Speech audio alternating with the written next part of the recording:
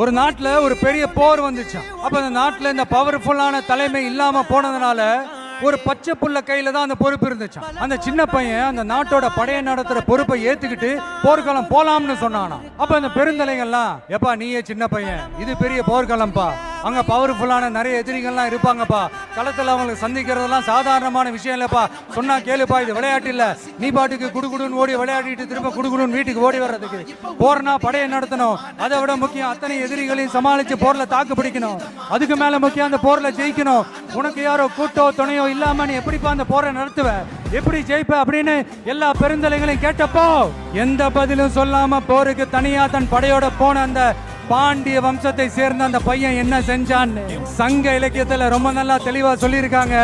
படிக்காதவங்க படிச்சு தெரிஞ்சுக்கங்க, இல்லைன்னா படிச்சவங்க கிட்ட கேட்டு தெரிஞ்சுக்கங்க. ஆனா கெட்ட பையன் சார் அந்த சின்ன பையன்.